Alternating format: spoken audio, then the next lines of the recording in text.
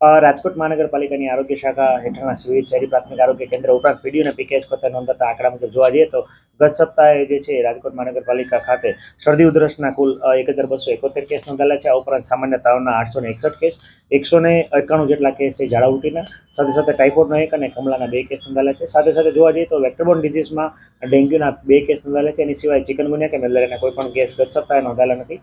ઉપરાંત જોવા જઈએ તો હાલ અન્ય સિવાયના કોઈ પણ જે છે એ વેક્ટરબોર્ન કે વોટરબોર્ન ડિઝીઝ છે એ નોંધાયેલા નથી.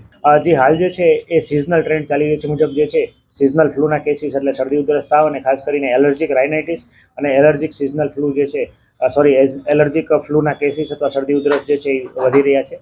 ખાસ કરીને હાલ એલર્જીને કારણે ઉધરસ આવી ઘણી વખત જે છે ઉધરસ જે છે સામાન્ય રીતે કંટ્રોલમાં ના આવી, ઉપરાંત એલર્જન્ટ કોઈ પણ જે છે એની માત્રા અત્યારે વધતી જોવા મળતી હોય છે. અને મુખ્યત્વે એમાં પોલ્યુશનનો પણ ભાગ કહી શકાય, પરંતુ સિઝનલ વેરિએશન મુજબ જે હાલ જે છે શરદી ઉધરસના કેસો વધી રહ્યા છે. હાલ જે છે ખાસ કરીને વેક્ટરબોર્ન અને વોટરબોર્ન ડિઝીઝ કંટ્રોલ માટે સઘન કાર્યવાહી સર્વેલન્સની કામગીરી કરવામાં આવી રહી છે. આ ઉપરાંત આરોગ્ય કેન્દ્રો પર પેસિવ સર્વેલન્સ પણ કરવામાં આવી રહી છે. ખાસ કરીને જોવા જઈએ તો વિવિધ પ્રકારના કોઈ પણ પ્રાઇવેટ સેક્ટરમાંથી કે ગવર્મેન્ટ સેક્ટરમાંથી જેટલા પણ ડેન્ગ્યુ ખાસ કરીને શંકાસ્પદ ડેન્ગ્યુ કે શંકાસ્પદ ચિકનગુનિયા ઉપરાંત કોઈ પણ શંકાસ્પદ વોટરબોર્ન ડિઝીઝ પણ જોવા મળે તો ત્યાં અમે સઘન કાર્યવાહી હાથ કરી રહ્યા છીએ.